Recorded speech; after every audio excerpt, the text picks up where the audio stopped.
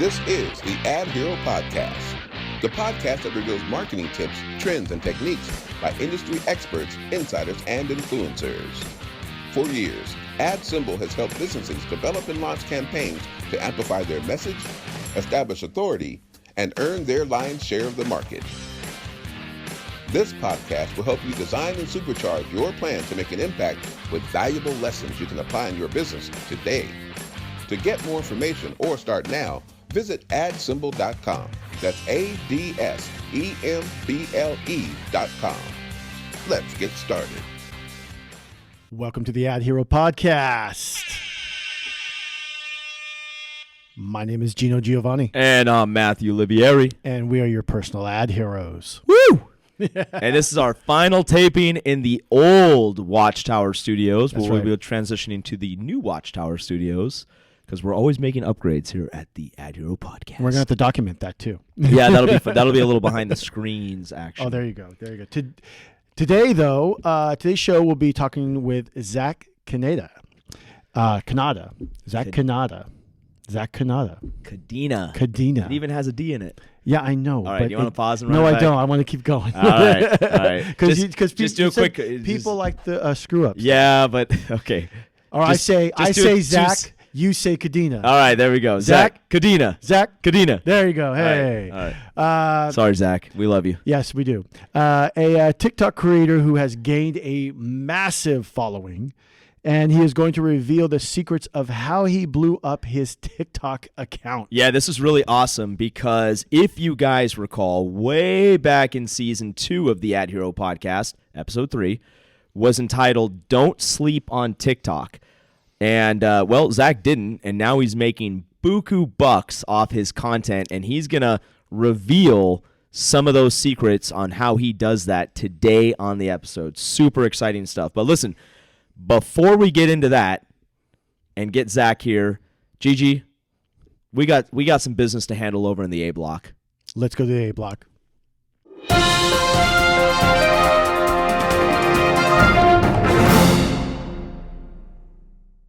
All right, so the Twitter update, I should say the Twitter saga continues.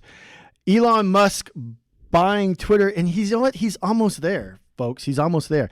The recent update is more than 2/3 of the $46.5 billion financing package that Musk unveiled on this past Thursday in support of the bid of Twitter Inc.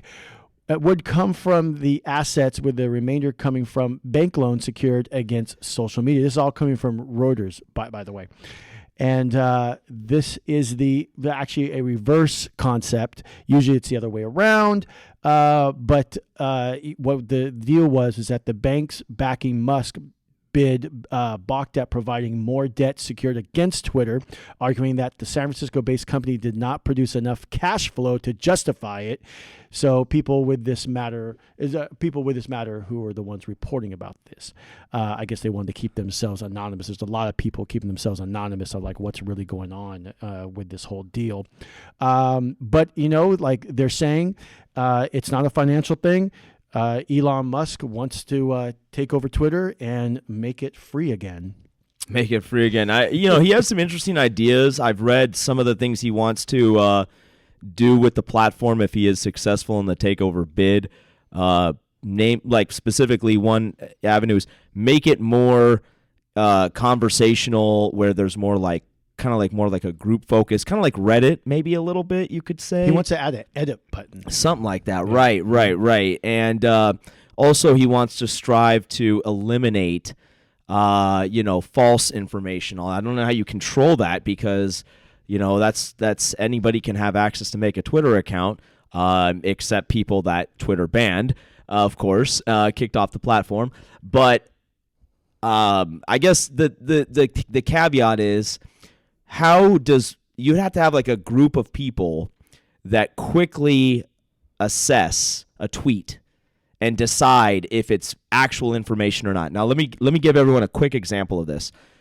You guys are familiar with Wikipedia, correct? Yes. Wikipedia has volunteer people all over the world. Whenever a page gets edited on Wikipedia, like the university we went to, San Jose State University. You go on the Wikipedia page for San Jose State University and you go scroll down to some section and let's say biology or something, and you edit the page. Anybody can edit the page and they say, the biology degree is really horrible at San Jose State, and that's all they put, right? There's a group of moderators that see that edit, and they quickly will get rid of that edit if it's not based in fact, if there's not an actual resource to back it up. That's how Wikipedia, that's why people love Wikipedia, because it's constantly being updated, but it's also constantly being moderated in real time. I believe that's what Elon Musk wants to try to do here. I think he sees Twitter as an extremely valuable platform for real-time information and news, which it is. However, you have a bunch of bad actors on Twitter that are just spreading lies on all sides of the table, okay? And there's nobody that is validating or moderating those tweets, okay? So like when COVID came out, there's a bunch of people, putting information out there about COVID, and they might not be medically based tweets. They're just could be people's opinions, right? But if enough people get on the opinion train on the same opinion, then that could cause people to get like subscribed to like the wrong information or something like that. This could also happen in politics. This could happen anywhere, right? So I think the idea of having like a better moderation system for tweets is an interesting one. I don't know how you set that up. I don't know how you run with that. I don't know how you deploy that. Maybe he wants to copy the Wikipedia model, which is an interesting concept.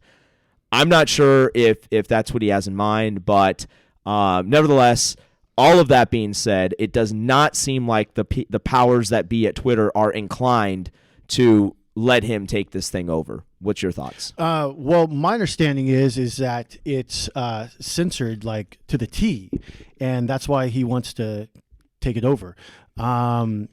It on both aisles, a lot of people getting what they call doxxed or what they call shadow ban, which basically means that they are censored, and they think that when they put their tweet out, people are seeing it, but people actually aren't seeing it. Interesting. Okay. Yeah. Fair enough. And he wants to eliminate all that. Now, the real controversy is that other people are bringing up, and this is actually kind of funny, I think, is that what do you censor then? Like, because do you censor someone dying? Do you censor like what if people put porn on there? But it's like all that stuff is already on Twitter, and it's crazy. In the last year or two, we've like found stuff and we're like, oh my gosh, this is on Twitter. It's crazy. So it's very you're saying it's very subjective. It becomes very subjective. Like who decides what is allowed and what is banned? So exactly. To speak. Well, the new CEO, which I have a hard time saying his name, he is all about not for free speech on Twitter, and just wants to go with one ideology and one ideology only. Interesting. As he puts that out there. It's very interesting. Yeah, it is. And who would have thought that someone like a Musk, like they say the richest man in the world, why he would want to go and do this endeavor when he said that there is no financial favoring for him by doing this. Yeah. But then again, some people kind of speculate he wants to shut down Twitter. Some people, or he's even come out and said that, well, what if we just take everybody out of Twitter, the actual building, and turn it into one big homeless shelter? and the people at Twitter did not like that at all. So I mean, I will go on the record to say that, not personally knowing the man, he just strikes me as a very enigmatic egomaniac, right? He's somebody that likes a lot of attention on himself. He likes to do outlandish things. He likes to put his name out there in weird, crazy, wild, big ways. And this is just another episode or another chapter in his book of the crazy things that he likes to do to draw attention to himself. I don't think he will be successful in this takeover bid. There's too many other investors and stuff that can block the purchase by just acquiring more shares of stock, which would prevent him from having enough to take over the board, etc. We'll see what happens. Well, but good update nevertheless. Well, they're real quick. They're Twitter's trying to get someone else But apparently they've been unsuccessful doing so. Oh, wow. Okay. Yeah. Well, So we shall see. We shall see. All right. Yeah, we shall definitely see. All right. Moving right along. Kind of keeping with the tech and in the Bay Area here. By the way, I love these graphics. Oh, thank you very much. So if you guys are enjoying the AdHero podcast on Spotify and iTunes, thank you. But be sure to check us out on YouTube because we have a video recording of the episode where you can actually see your lovely host, Gino and myself. But we have some cool graphics on the screen now, too. We're always up in the game over here, so check us out on YouTube as well. YouTube.com/ad symbol for the AdHero podcast. Yes. So that's a little plug. Oh, no, totally fine. Totally fine. Some other huge news that came out a week ago. This week, Twitter had a 35% drop in their stock. Wait, Twitter or Netflix? No, I'm sorry, Netflix. The whole thing with our old neighbor. Our old neighbor in Las Vegas. That's right. Real quick, do you want to say that real quick? Yeah. Cool story. So, the AdHero podcast is paid for and sponsored by adsemble.com. That's the parent company. And our original first ever offices in Los Gatos, California, which is in Northern California, just outside of San Jose, were originally right next door to a very small, little tiny building where they used to deliver DVDs to your house. And then you drop the DVDs back in the mail, and that company was known as Netflix. So we used to see Reed Hastings go in and out of that office. It was a little small, dinky place, and it had a tiny little sign that said Netflix. You could barely even read it. And that was when they were first getting launched. We were right next door to them. So did you ever say hi? No, because I saw people going in and out of that. Like years later now, I recognize that that's who that was. Oh, okay. But in the time and space, I didn't know who he was. I was in my own universe, working on our stuff on AdSemble. But I definitely recognize the face 100%. And it's just really fascinating who you see and how you meet different people. Other quick funny story. One time at Sundance, we went to Sundance Film Festival, and we had the last tickets to get into a movie, some premiere that they were showing out there. And the now co-CEO of Netflix, Ted Sarandos, was there, and he really wanted to get in to see that movie. He was there with a buddy, and my friend and I were standing outside in line, and we had already seen like a full day of movies, so we were kind of tired, and we just wanted to go to the bars and have a drink.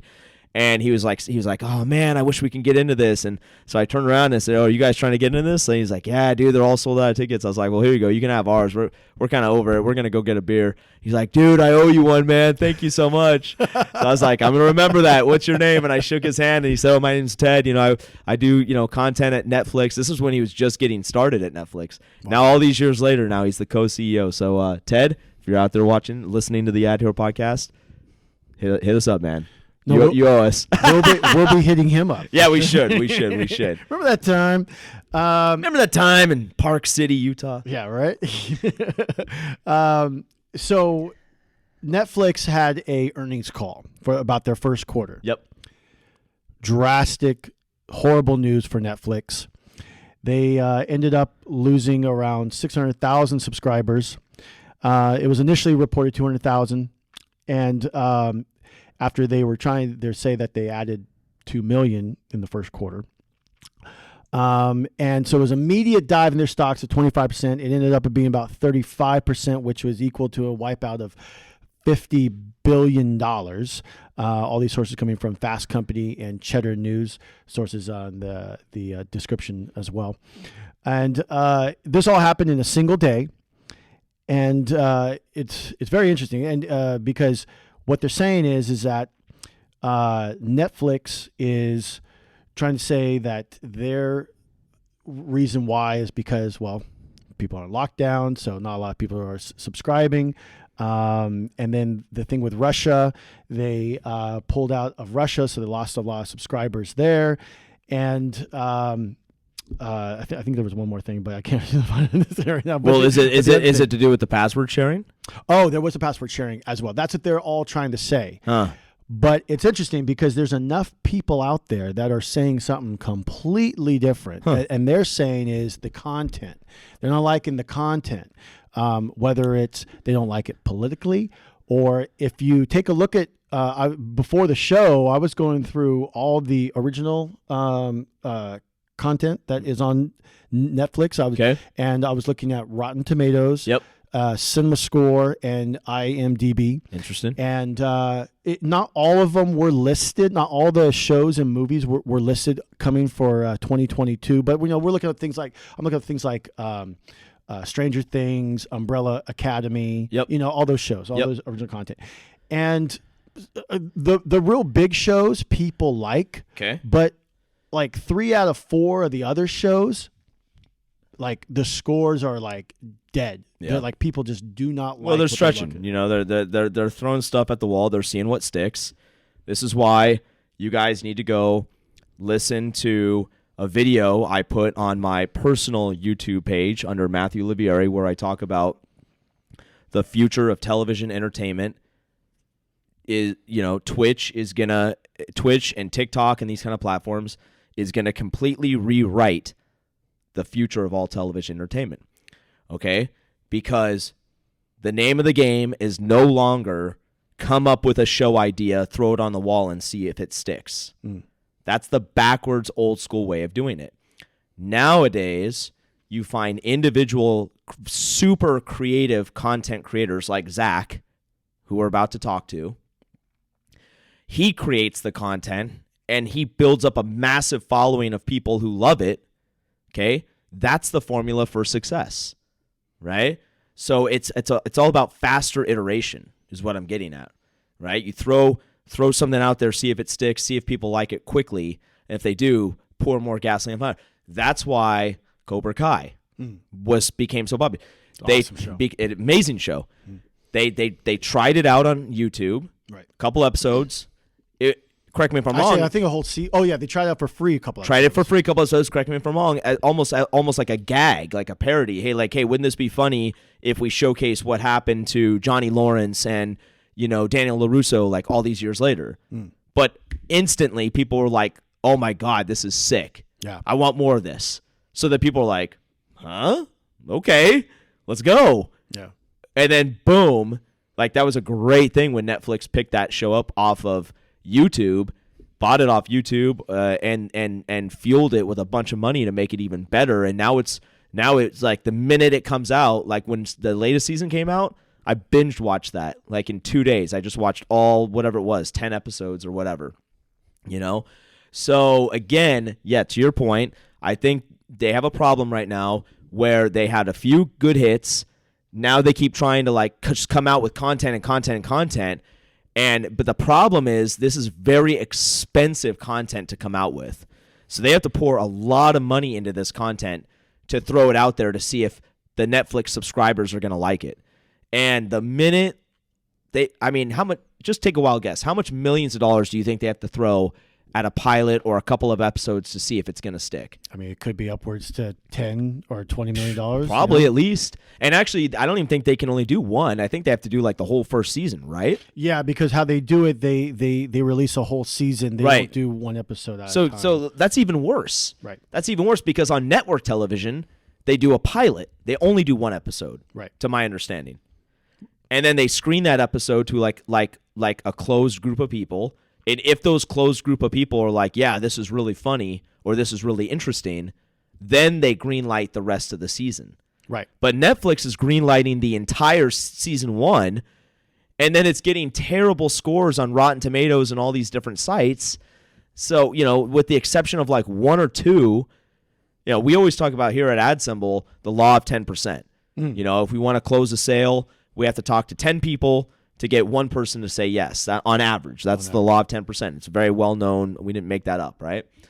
So they're basically doing that with content. They're saying, let's make 10 different shows, entire seasons, and let's hope that one of them is like a Cobra Kai.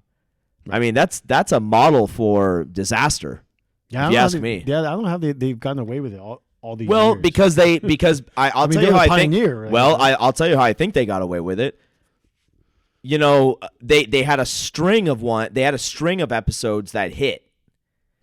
I'm sorry, they had a string of shows that took off, like all in a row. Cobra Kai being one of them. Yeah, their movies weren't very good from what I understand. Right. So they had a string of original content that hit. So it's like they struck gold a bunch of times in a row. So that got people thinking like, geez, maybe these guys know something we don't. Every idea they come out with is a smash hit. Well, then eventually they started running out of ideas that smash hit shows, it seems like. Okay? And now you couple that with like people that are doing password sharing and stuff like that. So where does this all lead? Because you have a bold statement here, something that Reed Hastings legendarily has stated, we will never have this inside Netflix. That's right. Where is all of this taking Netflix now? So what they want to do to get back their revenue, and like I said, they never thought that they would do this. There's a few things that they want to do. They want to start putting ads on Netflix. Unbelievable. And they don't have a price point yet. However, they do want to get into a couple of Latin markets, including Costa Rica. And they're thinking about doing something that some other platforms do, which is like I believe HBO Max, which actually HBO Max picked up a ton of subscribers. HBO Max is sick. It is. And but Netflix is still in the lead with 221 subscribers. 221 million? Yeah, 221 million. But what they want to do is a price point of like $9, you get ads, $15 is a premium, you don't get ads. And that's just in Costa Rica. But they're thinking about kind of doing that nationwide too, but they haven't secured a particular price point. Is that how Hulu does it? Yes. Okay. Hulu's very similar to that. All right, so they're copying that. So that's just insane though, because Reed Hastings, co-CEO of Netflix, he's always professed that we will never have ads inside Netflix. He is so against ads, and now, lo and behold, here comes the ad train, which is ironic because AdSemble is a marketing advertising company, so we're all for ads.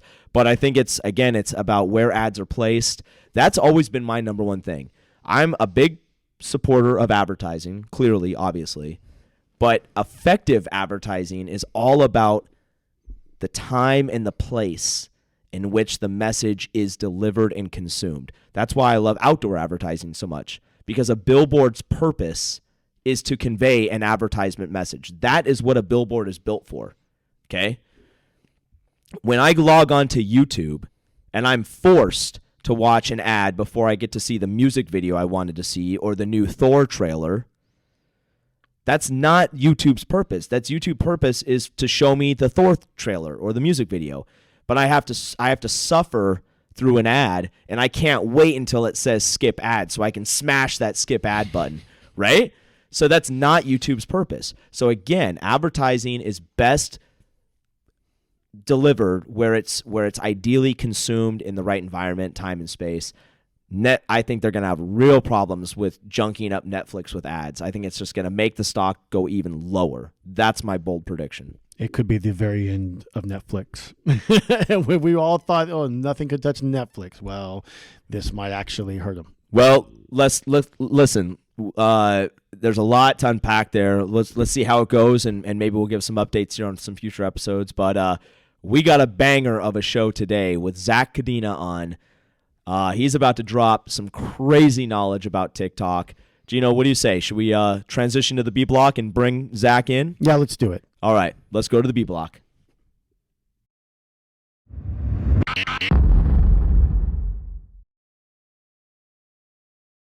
All right, switching things up and going into the B block here.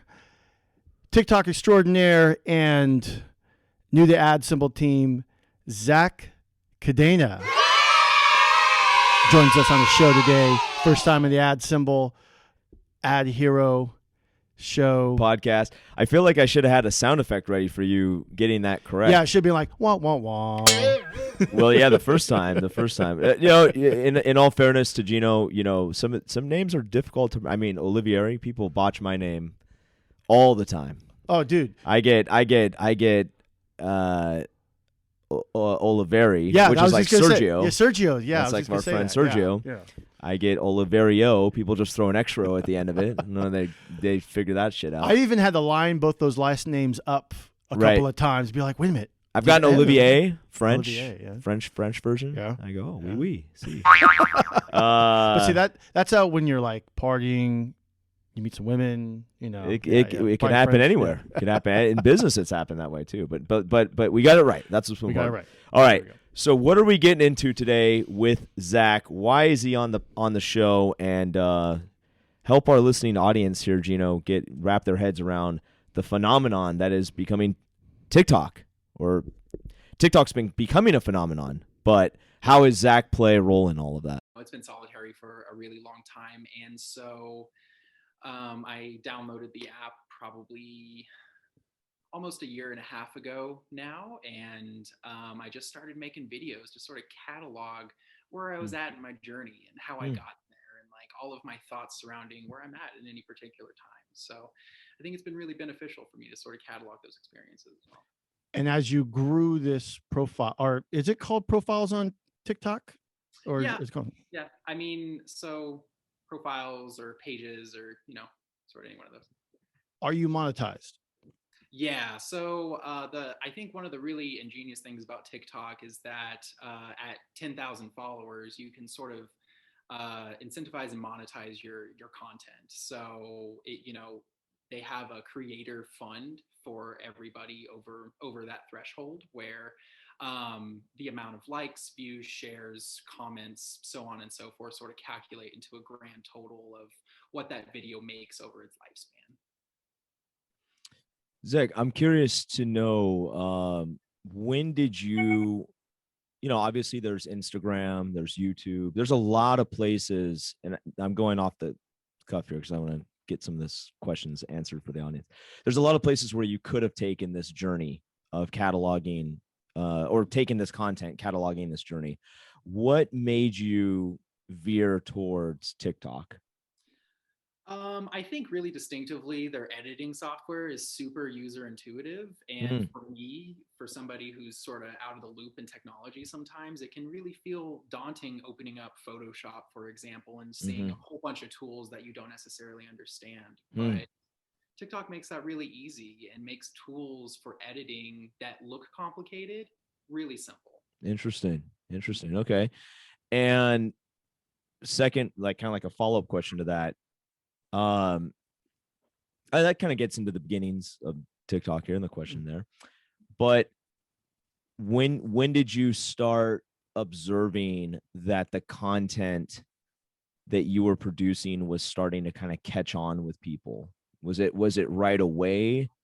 Did it take a couple of months and slowly the views were going up or the engagement was going up? Walk the audience, our listening audience, through that experience.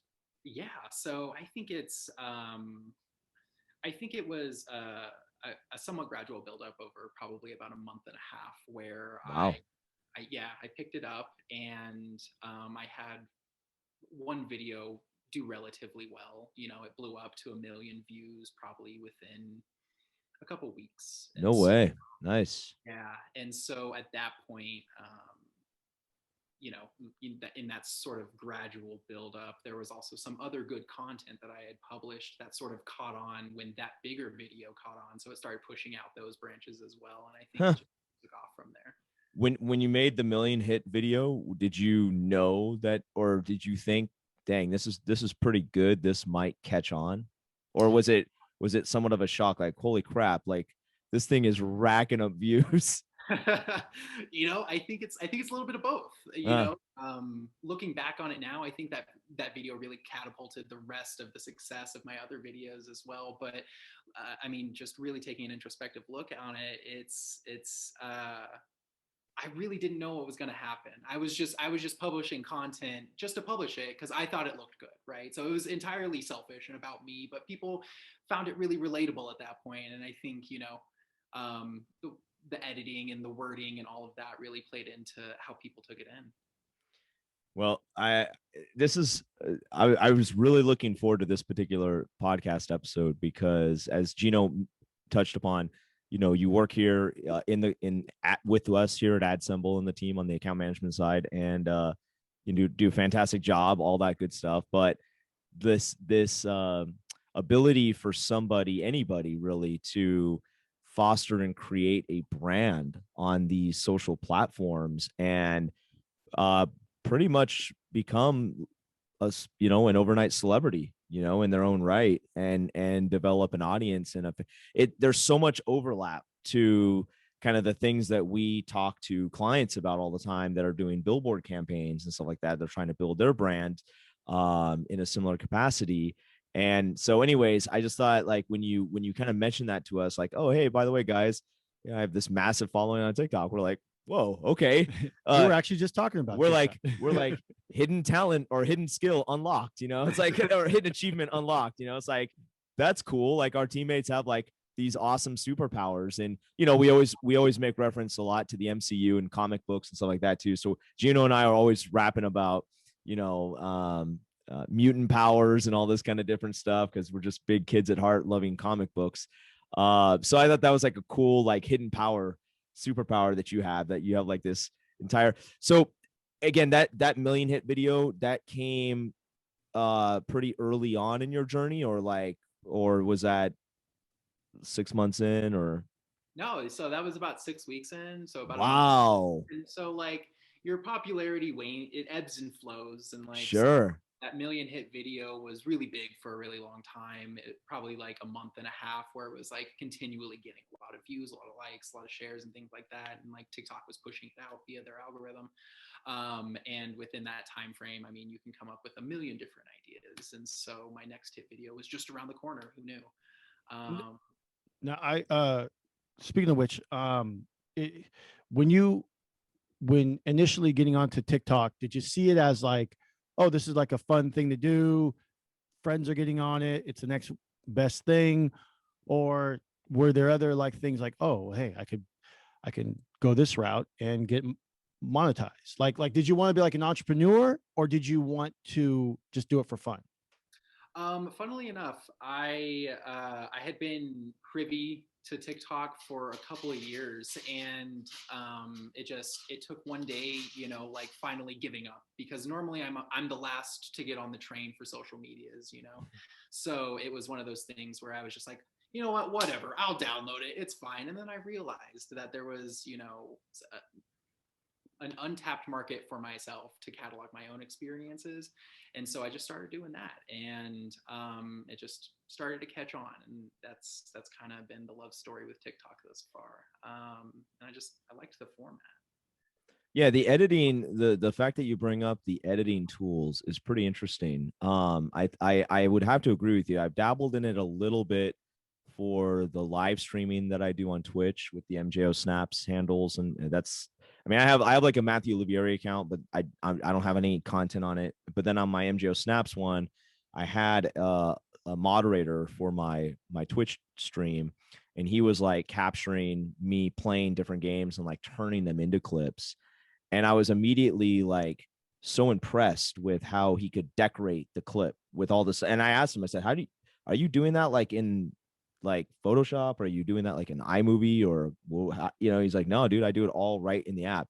And I think that is a massive leg up that they have over Instagram, who of course has come out now since with Instagram Reels and things like that, like really just trying to copy the exact idea and desperately keep people like in their platform.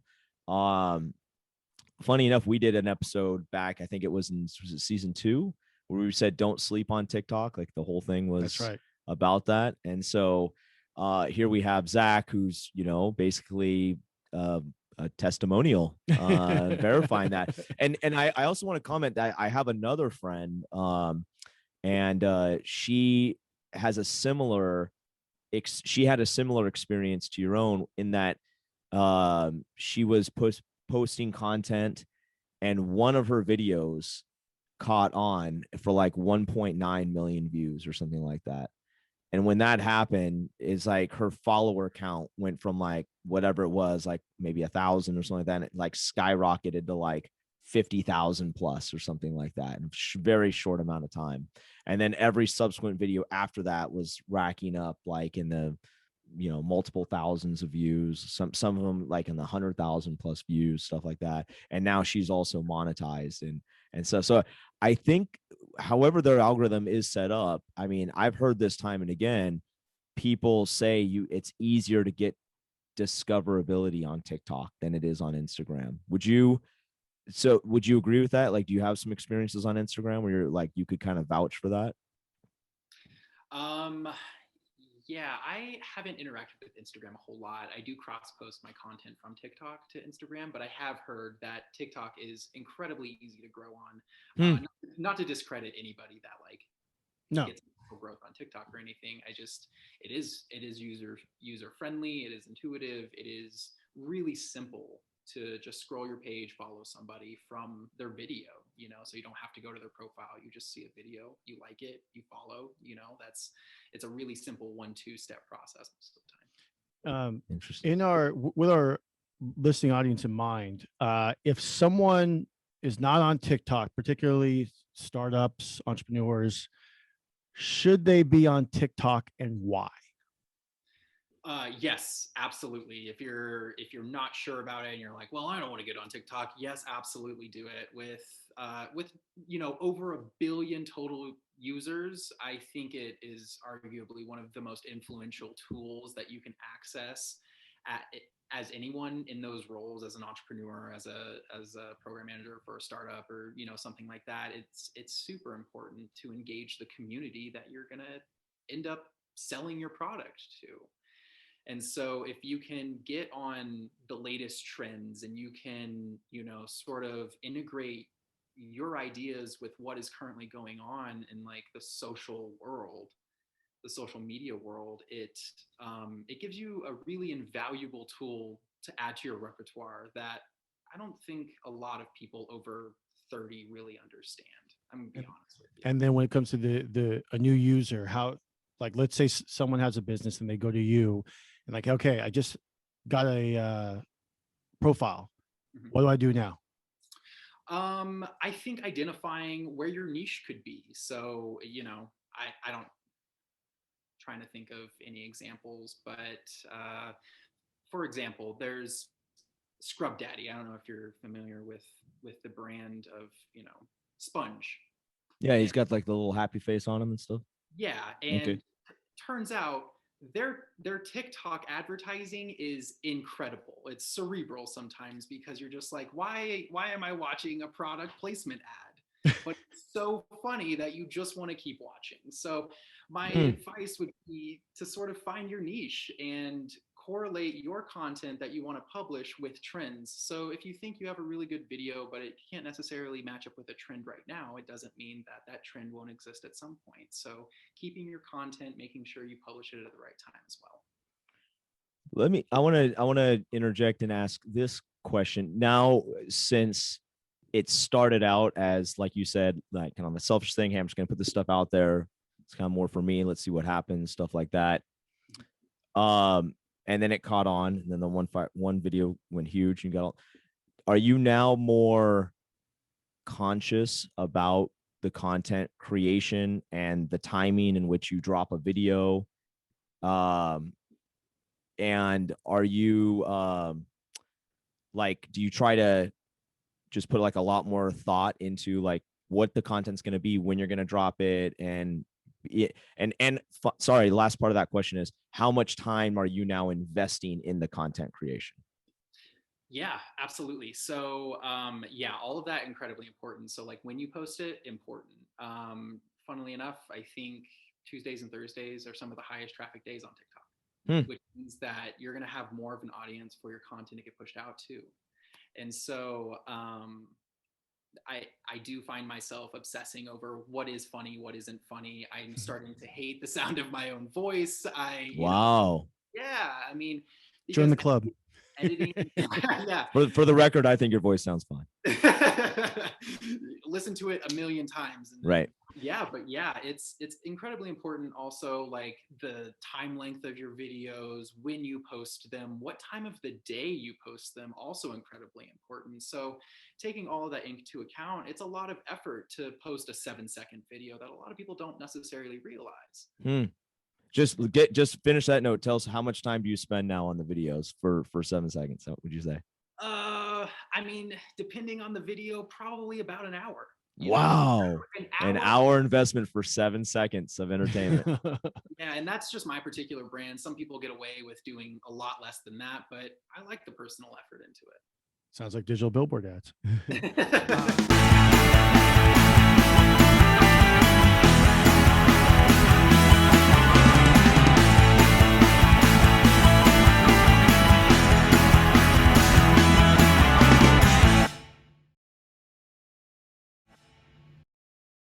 All right, welcome back to AdHero.